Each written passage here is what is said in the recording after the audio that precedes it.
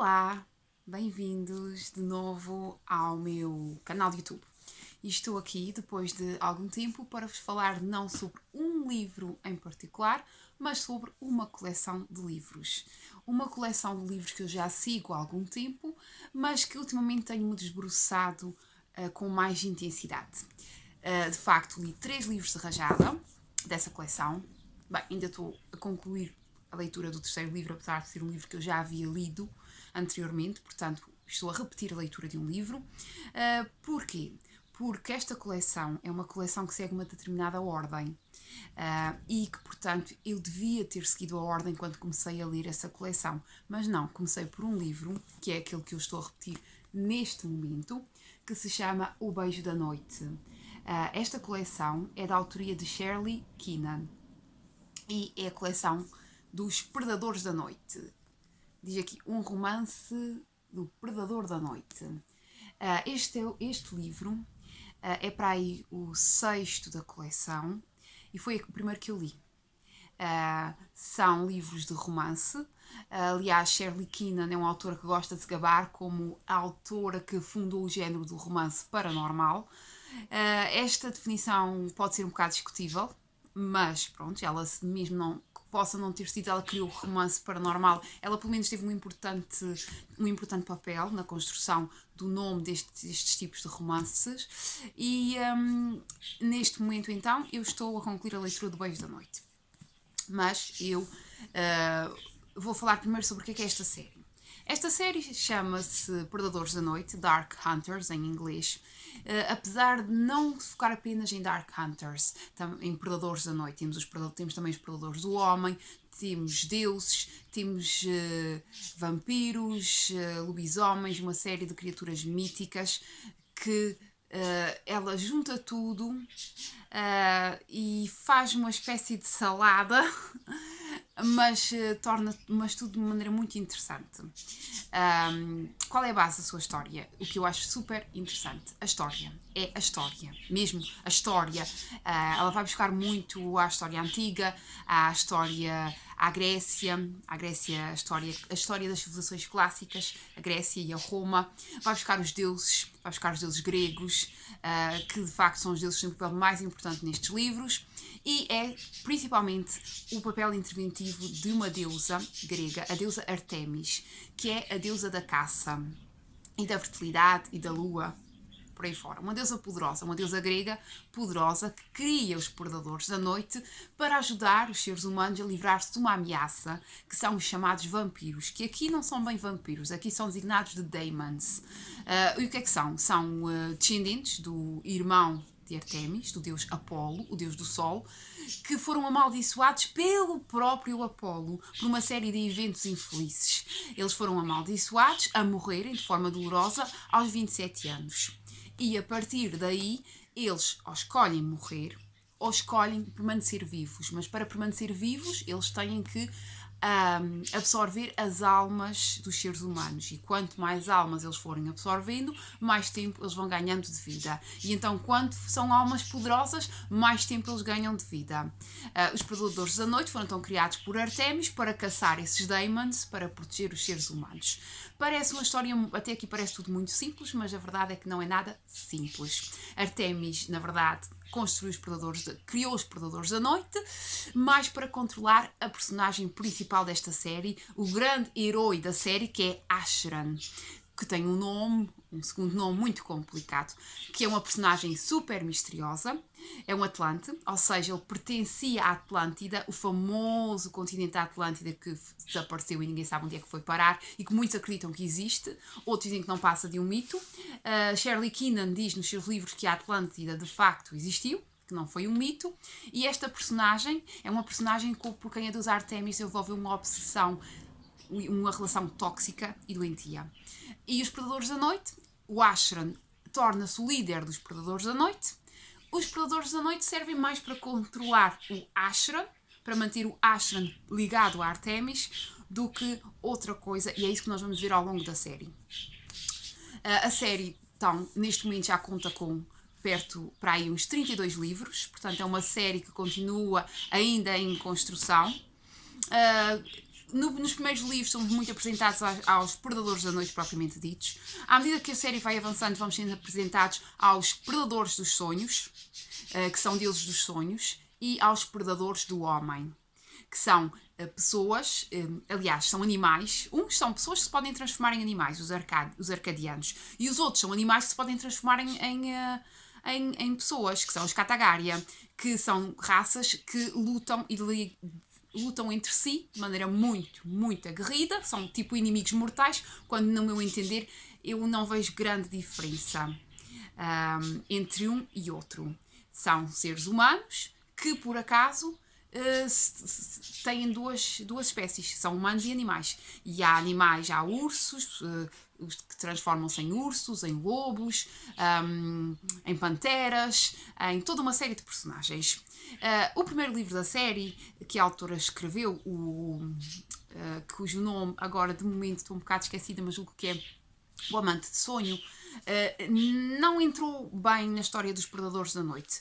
Tecnicamente é considerado o primeiro livro da coleção, mas na verdade o segundo livro é que é o livro em que somos então colocados no universo dos Predadores da Noite. Que o primeiro livro que eu ainda não li e que conta a história de Kyrian, da Tárcia e de Amanda, que é uma humana que pertence a uma família com fortes capacidades psíquicas.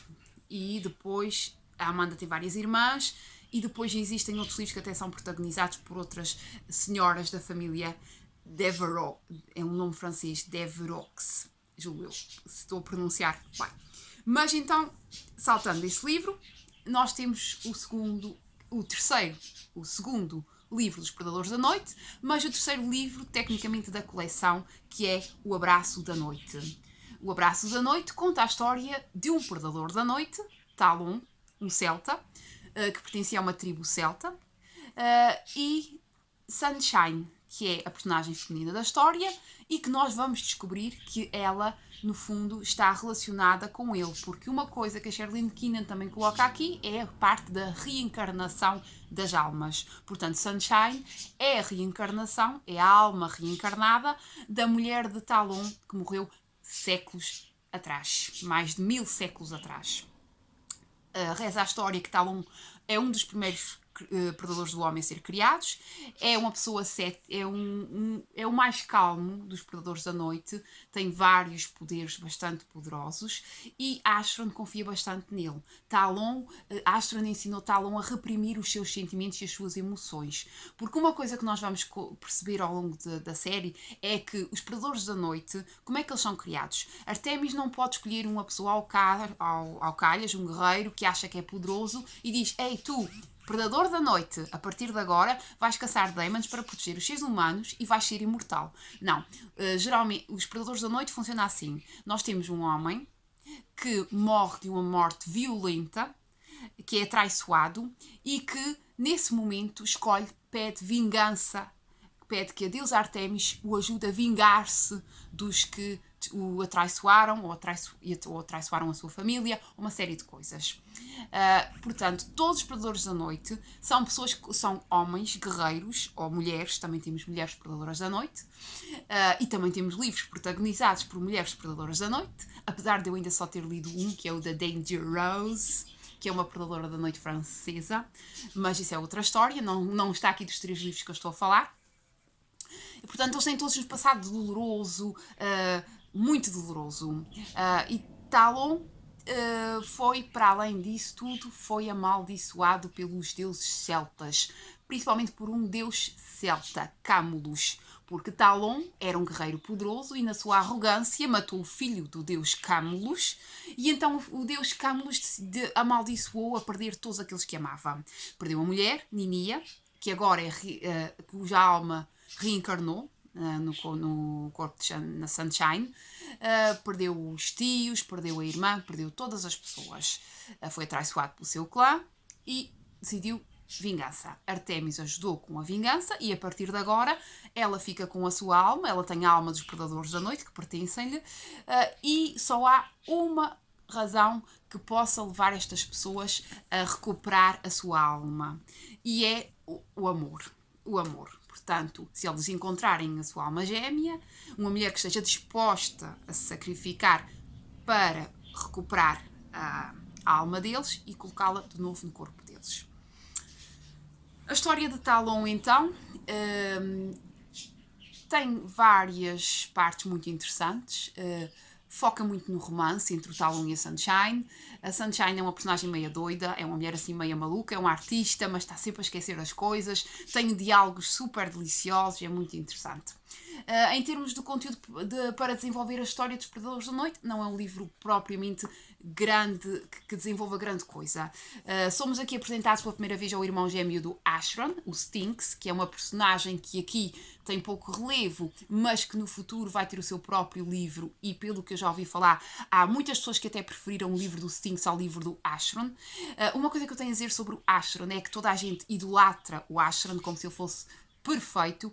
Para mim, o Ashron é uma personagem que tem demasiado poder, que tenta respeitar o livre-arbítrio das pessoas, mas que por vezes acaba por interceder demasiado na vida das pessoas e acaba por criar grandes sofrimentos, às vezes desnecessários. Mas enfim, o Ashron tem um bom coração, é o grande herói da história, mas é claro que demasiado poder nas mãos de uma pessoa faz com que essa pessoa cometa erros que vão prejudicar a vida das pessoas. É como acontece com o deus Apolo, que acabou por condenar toda a sua descendência por causa que houve uma rainha Atlante que decidiu mandar matar a amante do deus Apolo, a Rissa, que tinha 27 anos e que por essa razão toda a descendência do deus Apolo e dessa rainha Atlante que tinha tido um filho com o Apolo, portanto ele condenou a sua própria descendência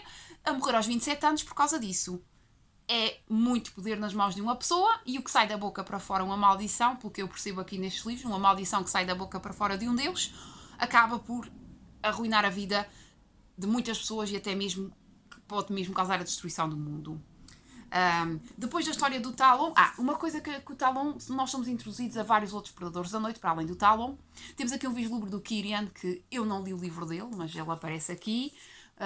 Tem um filho agora com a Amanda. Depois, então, também temos um vislumbre de 2 Predadores da Noite que são muito importantes. O Predador da Noite, que vai ser o protagonista do próximo livro. Sim, porque os livros desta coleção são sempre protagonizados por um casal, que é o Zarek, um predador da noite que era um escravo grego, e também Valério, um predador da noite que era um ex-general romano, que era, imaginem, meio irmão do Zarek, e que portanto não se estão lá muito bem. Então, seguimos então para o segundo livro que eu li desta série de Rajada, que é Dança com o Diabo. Para falar a verdade, e como eu não comecei pelo primeiro livro da série, já tinha ouvido falar de Zarek de vários outros livros. A minha opinião sobre ele não era abonatória, ele parecia sempre um psicótico, assassino, violento e muito rude e irracional, mas claro que neste livro nós vamos perceber que tudo tem uma razão e Zarek é talvez uma das personagens mais sofridas até agora. De facto, ele infelizmente não teve sorte na vida. Ele nasceu escravo, nasceu filho de uma escrava grega e de um general, de um senador romano. A mãe deu a uma serva para que ele fosse, logo quando ele nasceu, para que ele fosse morto, mas essa serva, neste caso infelizmente, teve pena dele e levou-o para o pai dele. O que é que o pai dele queria fazer com ele? O pai dele tinha os seus filhos legítimos, os seus futuros herdeiros, e Zarek era um mestiço que não lhe interessava para rigorosamente nada. E usa-o para quê? Para saco de pancada. Literalmente. Zarek tem muitas limitações, muitas deformidades físicas na sua vida de mortal. Cego, praticamente cego, manco, várias fraturas não curadas, atrofiado de um braço, toda a gente considerava-o repugnante, desprezado por todos, até os outros escravos, por ele ser filho do senador, desprezavam-no. Era principalmente o saco de pancada dos filhos do senador, os seus meios-irmãos. Mas aqui havia um dos seus irmãos que tinha um bocadinho de compaixão por ele, que era o Valério, que vai ser o protagonista de outro livro e que também acaba por se tornar um predador da noite por outras razões. E o que acontece é que o Zarek odeia mais o Valério porque as tentativas do Valério de ajudar o Zarek acabavam sempre por magoar ainda mais o Zarek. O que é triste. Mas a vida de Zarek, ninguém sabe porque é que ele escolheu ser um predador da noite, qual foi o ato de vingança que Artemis lhe concedeu. Astron, quando o viu, optou por o trazer, porque o Astron tem poderes curativos, então optou por o restaurar, o seu corpo, que ficou espetacular. Zarek tem muitos problemas na sua vida. Enquanto predador da noite, ele é desprezado por todos. E a deusa Artemis quer matá-lo, mas Astron protege-o. E nós vamos ver ao longo da série que a dinâmica entre Artemis e Astron não é quanto parece. Nós ao princípio pensamos que Artemis é a poderosa da relação, mas à medida que o tempo vai passando nós vamos percebendo que Astron é muito mais poderoso, mas entretanto ele não pode usar todos os seus poderes. Ele está preso a Artemis de uma maneira que nós levamos muito tempo para perceber como e porquê, e muitas vezes questionamos aquela relação tóxica e a obsessão da Artemis por ele, mas depois acho que nós percebemos isso, que eu ainda não li no livro dele. Zarek é então exilado no Alasca. Passa 900 anos sozinho no frio do Alasca, onde praticamente não existem daemons, poucos seres humanos e nem sequer muito menos predadores da noite. E nós vamos descobrir que aconteceu algo há 900 anos, numa aldeia que ele estava a proteger, que foi completamente assassinada e que toda a gente acha que foi ele o responsável. A verdade não é preto e branco. Aliás, nos livros da Sheridan Keenan nada é preto e branco. E Astra, numa tentativa de salvar Zarek, pede a Astrid, a outra protagonista deste livro, que é uma ninfa, que é a filha da deusa da justiça, da filha da deusa Temis, que é a deusa grega da justiça, e Astrid é então a ninfa da justiça. Qual é o papel dela e qual é o trabalho dela enquanto ninfa da justiça? Ela é uma juíza, o trabalho dela é julgar as pessoas, e reza a história que em toda a história ela nunca julgou um homem inocente. Artemis fica contente porque Astron pede que Astrid vá a julgar o Zarek, porque acha que não há nenhuma hipótese de ela considerar o Zarek inocente, mas acontece que Astrid fica a conhecer Zarek e desenvolve-se aqui uma relação bastante bonita. Mas, entretanto, ao mesmo tempo, a Artemis já tinha mandado o Thanatos, o seu executor pessoal, ir executar o Zarek e já não consegue fazer voltar, e há aqui muitas coisas enquanto a Astrid está a julgar os Zarek, estão ao mesmo tempo a ser perseguidos por Thanatos, e a história é super interessante. Uma coisa diferente neste livro é o título. O título deste livro é Dança com o Diabo, enquanto que a maioria dos outros livros, nós temos aqui o Abraço da Noite, temos o Beijo da Noite, temos a Sedução na Noite, os Jogos na Noite e por aí fora. Este é diferente, chama-se Dança com o Diabo. E eu encontrei duas citações neste livro, mais lá para o fim, que fazem referência direta ao título, o que eu acho muito interessante e que revela muito da mestria da senhora Keenan. E em todas essas citações resultam do diálogo entre o Thanatos, o tal executor que veio e que quer matar Zarek, e o próprio Zarek. Portanto, Zarek e Thanatos confrontam-se. E então Thanatos encontra-o e diz: estás mesmo aqui? Zarek inclinou a cabeça e ofereceu à criatura um sorriso frio e sinistro. É o destino meu. Mais cedo ou mais tarde, todos dançamos com o diabo. Esta noite é a tua vez. Depois tem outro. Mais à frente, eles tornam-se a encontrar, tornam-se a enfrentar, e é outra vez Zarek que fala. Zarek saltou para a sua posição ereta. Thanatos arqueou uma sobrancelha surpreendido. Então, ainda tens energia em ti para lutar? Parece que o diabo acabou de trazer o seu traseiro até ao Alasca para ver a neve. Anda, vagabundo, vamos dançar. Isto, o Zarek para o Thanatos. Super interessante, não? E então, depois temos então o Beijo da Noite. outro livro que aborda a história de um predador da noite, o Ulf. Este predador da noite, enquanto que o primeiro livro que eu vos falei, o Talon, era um predador da noite celta. Zarek é um predador da noite grego. O Ulf é um predador da noite viking. Mas o Ulf torna-se predador da noite por uma maneira meio estranha. Nem ele próprio sabe como é que se tornou predador da noite. Não lhe foi conferido qualquer ato de vingança, ele não pediu nada à deusa Artemis, o que aconteceu foi que ele envolveu-se com quem não devia. Ele envolveu-se com uma predadora da noite super poderosa que era namorada de um deus nórdico, Loki. E ela e Loki arranjaram uma maneira de trocar a alma de Ulf pela alma dessa predadora, que se chamava Morrigaine. E então o Ulf tornou-se um predador da noite. E durante milénios ele tem sido um predador da noite. Mas essa predadora fez algo terrível com ele. Ela não só trocou a alma dele pela dela, deixou de ser predadora da noite para ele, é de passar a ser predador da noite de Artemis no lugar dela, como ela o amaldiçoou. E as maldições aqui são muito poderosas. A maldição era que ninguém ia se lembrar dele 5 minutos depois. Ou seja, ninguém se consegue lembrar do Ulf 5 minutos depois de o ter visto. Apenas os que têm parentesco de sangue com ele, que são, neste caso, os descendentes do irmão. E neste caso, ele só tem um descendente do irmão, que é o Chris, que é divertido, é uma personagem super divertida. Temos então duas personagens aqui muito interessantes. Temos o Ulf, como já disse, e a outra protagonista é a Cassandra. A Cassandra é uma Apólite.